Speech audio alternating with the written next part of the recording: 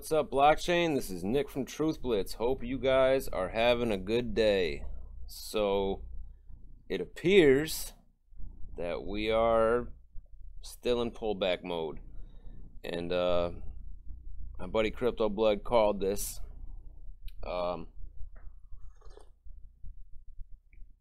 He said that Bitcoin was going to drop lower.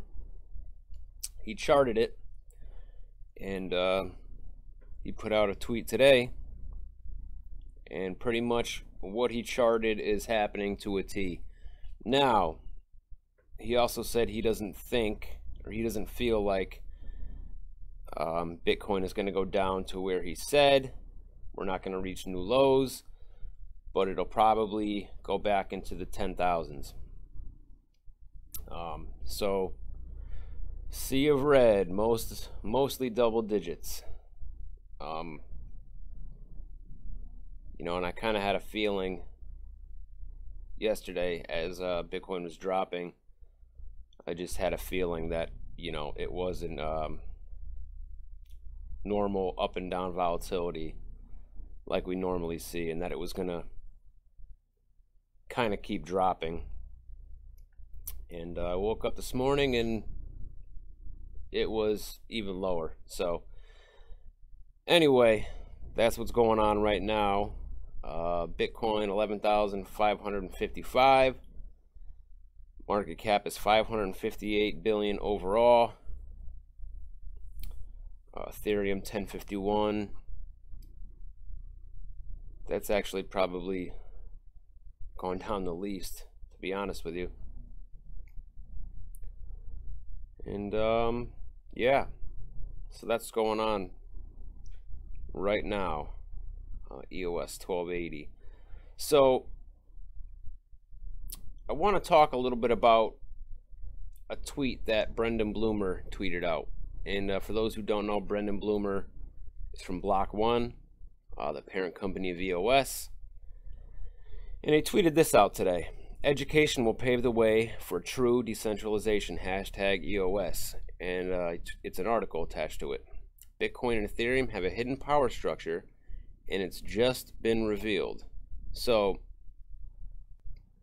we're going to read this article because it kind of goes with if you saw the first Block Party podcast episode, Crypto Blood and myself talked about how a lot of the larger cryptos are not really decentralized, right? And this talks a lot about it from a mining aspect, but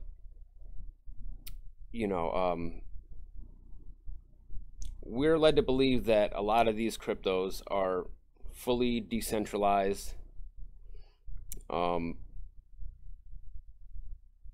And that's really, if you look at it from a certain perspective, that's really not the case. So let's get into this article real quick and you'll see what I'm talking about. Bitcoin and Ethereum have a hidden power structure, and it's just been revealed. In cryptocurrency circles, calling something centralized is an insult.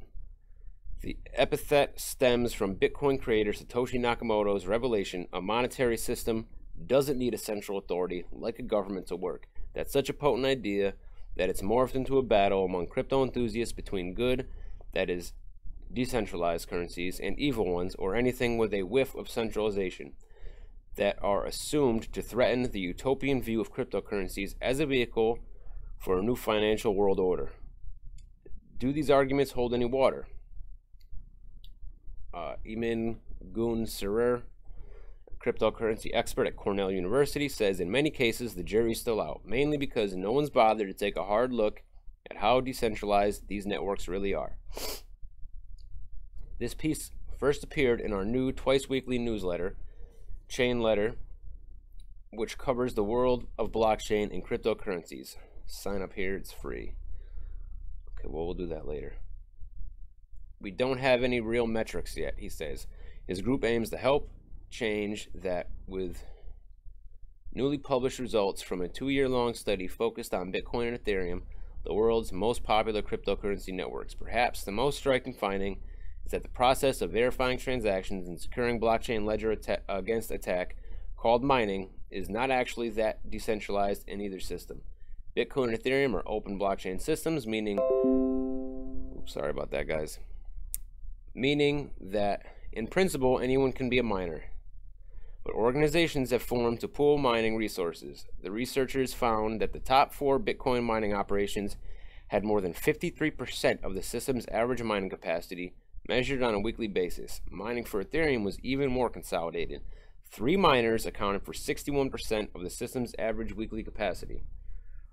They also found that 56% of Bitcoin's nodes, the computers around the world running its software, not all of them engage in mining, are located in data centers versus 28% for Ethereum. That might indicate that Bitcoin is more corporatized, Gunsarir says. Overall, the group concluded that neither network has strictly better properties than the other.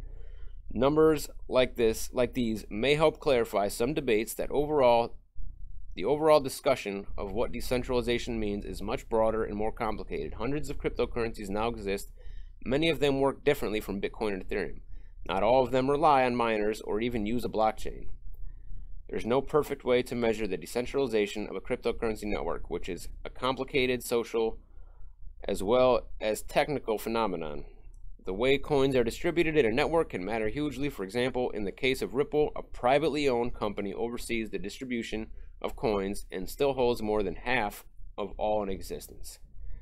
Discussions of decentralization may seem esoteric, but anyone interested in the future of cryptocurrency should try to follow along. Part of the vision sold by the technology's biggest promoters is that it can help solve problems of financial inequality created in part by traditional centralized institutions. If digital currency allows wealth and power to pool in the hands of a few, then it's not so revolutionary.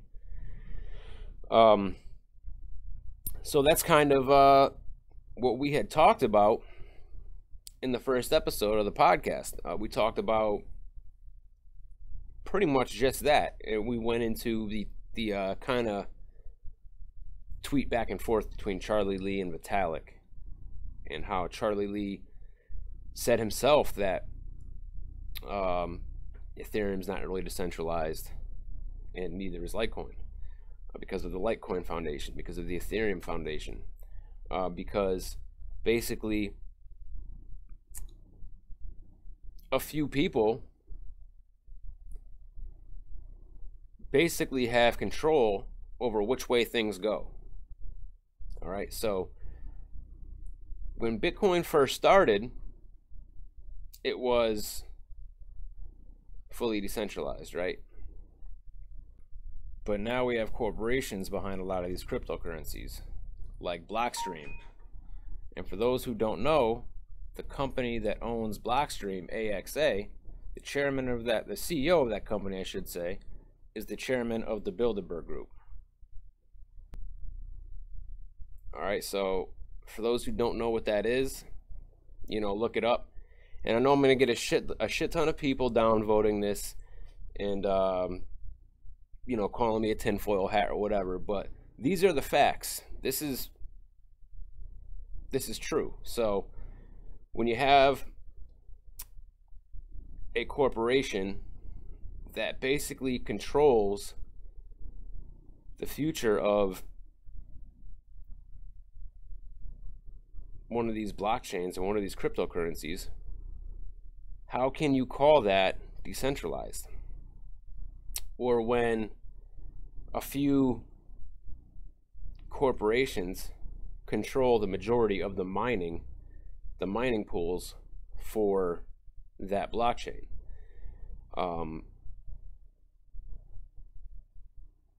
So just something to think about. It does seem like,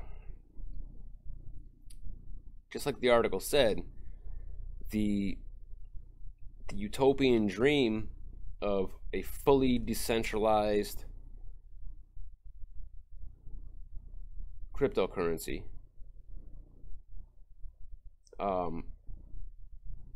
basically Satoshi Nakamoto's vision, as written in the Bitcoin white paper, it seems like we're getting further away from that.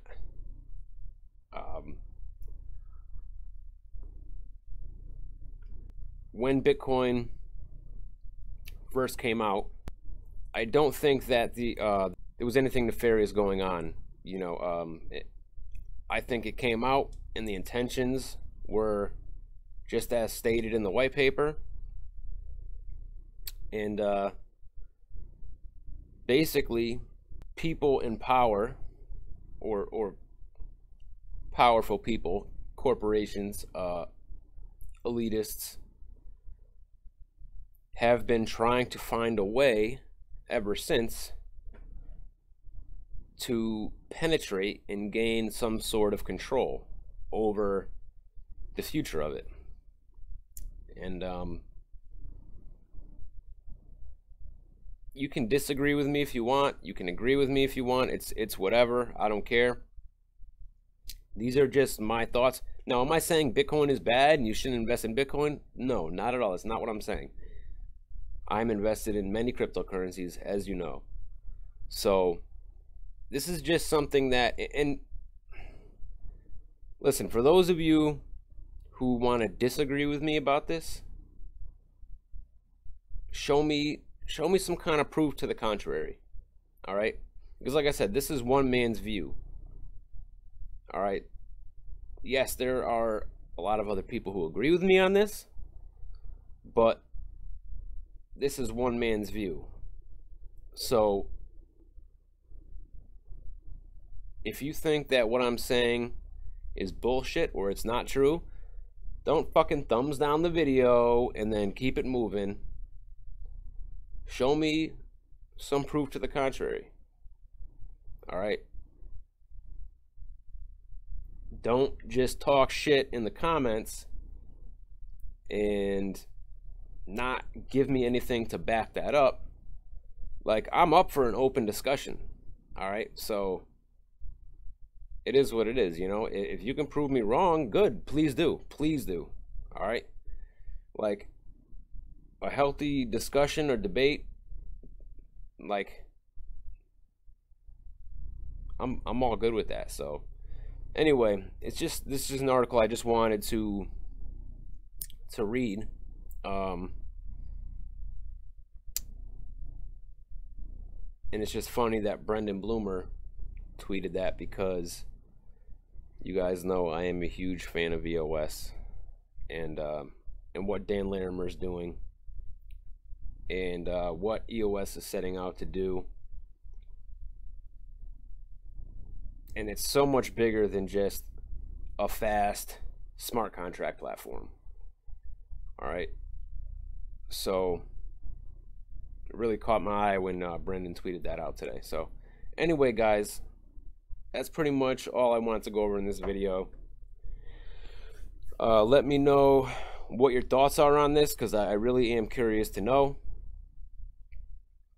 And yeah, that's pretty much it. Subscribe to the Block Party Podcast official YouTube channel. Follow me on Twitter at TruthBlitzMedia. And I'll see you guys next time.